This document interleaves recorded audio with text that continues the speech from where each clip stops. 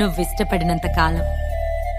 నన్నెవ్వరూ బయటకి గెంటేలేరు సురభి అని ఆమె చేతిని పట్టుకుని కళ్ళల్లోకి చూస్తూ ప్రేమగా చెప్పాడు శివ.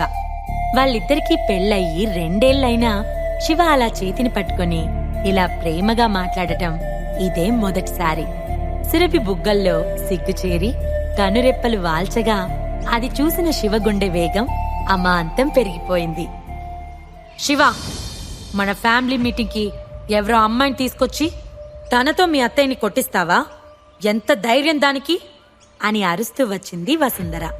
సురభి వెంటనే శివ చేతిలో నుంచి తన చేతిని తీసేసుకుంది. నీకెంత ధైర్యం ఉంటే ఎవరినో తీసుకొచ్చి శిఖా ఫ్యామిలీ వాళ్ళని అవమానిస్తావు? నిన్నివాళ మా కుటుంబం నుంచి బయటకి గెంటేయడం కాదు, ఆ అమ్మాయిని ఈ ఇంటి గేట్ బయట మోకాళ్ళ మీద కూర్చోబెట్టి మన ఫ్యామిలీ మొత్తానికి క్షమాపణ చెప్పేలా చేస్తాను అని ప్రగల్భాలు పలికింది వసుంధర.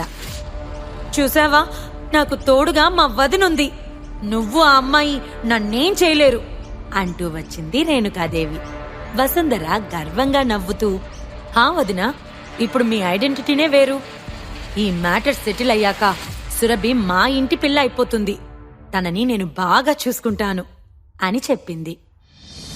మమ్మల్ని ఇంత బాగా చూసుకుంటున్నందుకు చాలా థ్యాంక్స్ వదినా అని ఇకిలిస్తూ చెప్పింది రేణుకాదేవి. మీరెంత త్వరగా వీడిని వదిలించుకుంటే మీకంత మంచిది అని చెప్పి శివ వైపు తిరిగి, శివ, ఈ డివోర్స్ డాక్యుమెంట్స్ మీద సైన్ చేయి. నువ్వు కాని దీనికి ఒప్పుకోలేదంటే నువ్వు మా డబ్బులో 1 రూపాయి కూడా ఖర్చు పెట్టడానికి వీల్లేదు అని చెప్పి ఒక డాక్యుమెంట్ ఎదురుగా ఉన్న టేబుల్ మీదకి విసిరింది వసుంధర. శివ దాని వైపు చూస్తుంటే వసుంధర రేణుక వైపు చూస్తూ, నేను మన సిటీలోనే బెస్ట్ లాయర్ని కలిసి ఈ అగ్రిమెంట్ చేయించాను. మన ఫ్యామిలీ కోసం, సురభి హ్యాపీనెస్ కోసం ఇదంతా అని మళ్లీ గర్వాలు పోయింది వసుంధర. చాలా థ్యాంక్స్, మీరు చేసిన మేలు మేమెప్పటికీ మర్చిపోలేము అని చెప్పాడు శ్రవణ్. హా వదినా, మీరు చాలా మంచి పని చేశారు, సురభి కోసం మేం మిమ్మల్ని ఇబ్బంది పెట్టాల్సొచ్చింది అని చెప్పింది రేణుకాదేవి. ఇట్స్ ఓకే, ఇదంతా నాకు చాలా మామూలు విషయం. నేనేం చేసినా వీడిని మన ఫ్యామిలీలో నుంచి బయటికి పంపించేయడానికే అని శివ వైపు చూస్తూ చెప్పింది వసుంధర. లేకపోతే ఇప్పటిదాకా నా కొడుకులే నాకెదురు చెప్పింది లేదు, వీడికి అసలు ఏముందని అంత పొగరు, నాకే ఎదురు మాట్లాడాడు కదా, ఇప్పుడు వీడికి బాగా అయ్యిందిలే అని మనసులో అనుకుంటూ సంతోషపడింది వసుంధర. శివ ఆ డాక్యుమెంట్స్ ని చూసి చిన్నగా నవ్వుతూ తల అడ్డంగా ఊపాడు. వసుంధర గోలేంటో అతనికి బాగా తెలుసు. వసుంధర గారు, మీరన్ని విషయాలు మీ నెత్తినే వేసుకుంటారనుకుంటా అని అడిగాడు శివ. శిఖా ఫ్యామిలీలో ఒక మెంబర్గా నాకు ఆ రైట్ ఉంది. నీలాంటి ఒక వేస్ట్ ఫెలో బయట అమ్మాయిలతో తిరుగుతూ ఫ్యామిలీ పరువు తీస్తుంటే నేను చూస్తూ ఊరుకోవాలా అని వసుంధర ఆవేశంగా అరిచింది. ఆమె ఇదంతా చంద్రయాన్ కోసం, తన హస్బెండ్ కోసం చేస్తుందని శివకి తెలుసు. కాని సురభి గురించి కూడా ఆలోచించాలి కదా, తనకి ఇష్టమో లేదో కనుక్కోవాలి కదా. సురేందర్ గౌడిచ్చిన రిపోర్టు ప్రకారం శిఖా ఫ్యామిలీలో శ్రవణ్ పొజిషన్ ఎలానో అక్కడ మోహన్ లాల్ పరిస్థితి అదే అని శివ తెలుసుకున్నాడు. ఆయనకి పవర్ కూడా లేదు. చంద్రయాన్ తన ఫాదర్ మీద డిపెండ్ అయి ఉంటాడు అంతే.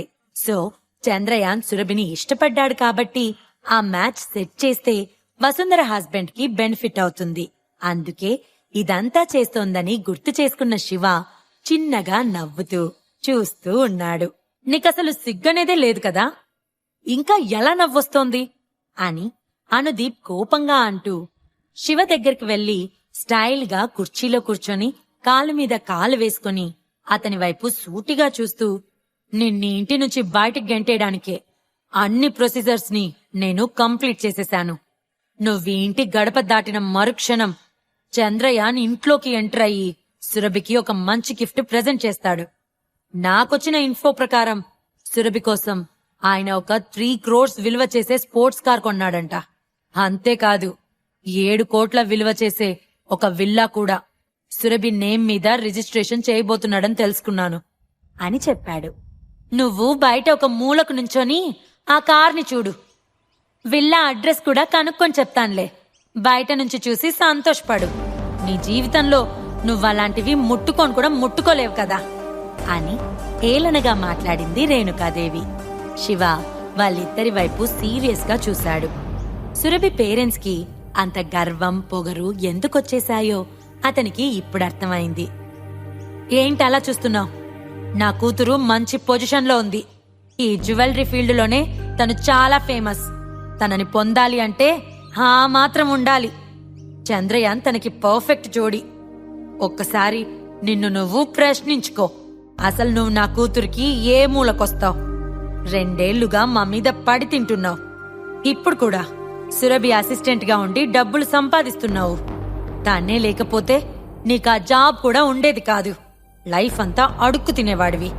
నీకు చంద్రయాన్తో కంపేర్ చేసుకునే అర్హత కూడా లేదు అని ఆవేశంగా నోటికొచ్చినట్లు మాట్లాడేసింది రేణుకాదేవి. అసలు ఈ డిస్కషన్ అంతా కూడా అనవసరం రేణుకా. వీడెలాంటివాడో ఎవరికి తెలియదు. సురభి లేకపోతే రూపాయి కూడా సంపాదించలేడు. Waste fellow. ఈ ఇంటికి పెద్ద కొడుకుగా నేనే ఆ అగ్రిమెంట్ చదివి సైన్ చేయిస్తాను అని అన్నాడు అనుదీప్.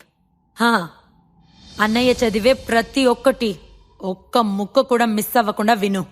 మళ్ళీ డివోర్స్ అయిపోయాకొచ్చి మమ్మల్ని బ్లాక్మెయిల్ చేయాలని చూడకు అని పక్క నుంచి చెప్పాడు యశ్వంత్. అనుదీప్ యశ్వంత్ ఒకరినొకరు చూసుకుని చిన్నగా నవ్వుకున్నారు. శివని ఇంటి నుంచి బయటకు గెంటేసి సురభితో మ్యాచ్ సెట్ చేస్తే అనంత్కి అగైనిస్ట్ గా ఫైట్ చేయడానికి చంద్రయాన్ హెల్ప్ చేస్తానని చెప్పాడు. బోర్డ్ ఆఫ్ డైరెక్టర్స్ ముందు అనంత్ వల్ల వాళ్ళిద్దరూ అవమానాలకి గురవ్వాలని అనుకోవడం లేదు. వాళ్ళెప్పటినుంచో శివని ఇంటి నుంచి బయటకి గెంటేయాలని ట్రై చేస్తున్నారు. కానీ ఈసారి వాళ్ళకి వచ్చిన ఆఫర్ బాగా టెంప్టింగ్ గా ఉంది. సో అనంత్కి ఇప్పుడు అజయ్ వాళ్ళ ఫ్యామిలీ సపోర్ట్ ఉన్నా వీళ్ళకి మెయిన్ 3 ఫ్యామిలీస్ సపోర్ట్ వచ్చేస్తే అనంత్ దగ్గర నుంచి ఆ షేర్స్ ని లాగేసుకుని బోర్డ్ ఆఫ్ డైరెక్టర్స్ నుంచి అతన్ని తీసేయగలరు. సురభి చంద్రయాన్ని పెళ్లి చేసుకున్నంత మాత్రాన శ్రవణ్ వాళ్ళ ఫ్యామిలీ పైకెదగడం అనేది జరగదని వాళ్ళ ఫీలింగ్. ఎందుకంటే చంద్రయాన్ ఎలాంటి వాడో వాళ్ళకి బాగా తెలుసు. అతనికి అమ్మాయిలతో ఆడుకోవడం అంటే చాలా ఇష్టం. దాంట్లో స్పెషలిస్ట్ అని కూడా చెప్పొచ్చు. ఎంతో మంది యంగ్ మోడల్స్ అతని దగ్గరికి వస్తుంటారు పోతుంటారు. ఇప్పటిదాకా అతను ఎంతమందిని అనుభవించాడో లెక్కలేదు. అలాంటి ఒక పర్సన్ సురభిని పెళ్లి చేసుకుంటాడు అంటే నమ్మశక్యం కాని విషయమే. సురభి కూడా బోర్ కొట్టేశాక ఖచ్చితంగా తనని కూడా వదిలేస్తాడు. అలా వదిలేసినప్పుడు అప్పటిదాకా ఏవైతే గిఫ్ట్స్ ఇచ్చాడో అవి కూడా వెనక్కి తీసేసుకుంటాడు. సో శ్రవణ్ ఫ్యామిలీ రేంజ్ మారడం అనేది జరగని పని. త్వరగా చదవండి బావగారు అని తొందర పెట్టేసింది రేణుకాదేవి. ఎప్పుడెప్పుడు శివని బయటికి పంపించేసి చంద్రయానికి వెల్కమ్ చెప్దామా అని ఆమె చాలా ఆతృతగా ఎదురుచూస్తుంది. కుదిరితే అప్పటికప్పుడే చంద్రయాన్కిచ్చి పెళ్లి కూడా చేసేసేటట్టు ఉంది. వీలైనంత త్వరగా సురభికి మళ్లీ పెళ్లి చేయాలని శ్రవణ్ రేణుక డిసైడ్ కూడా అయ్యారు. కాని ఈ విషయం సురభికి తెలియదు. సురభి ఎందుకు ఇంత జరుగుతున్నా మౌనంగా ఉంది? చంద్రయాన్ సురభిని కూడా వాడుకొని వదిలేస్తాడా? అసలు శివ ప్లాన్ ఏంటి? రేణుకాదేవి డెసిషన్ ని సురభి యాక్సెప్ట్ చేస్తుందా? వాళ్ళిద్దరూ విడిపోతారా? కలిసే ఉంటారా? ఈ ప్రశ్నలకు సమాధానాలు తెలుసుకోవాలంటే నెక్స్ట్ ఎపిసోడ్ వినాల్సిందే. క్రింద ఇచ్చిన లింక్ ని క్లిక్ చేసి పాకెట్ ఎఫ్ఎం యాప్ ని ఇన్స్టాల్ చేసుకోండి. Stay tune to pocket FM.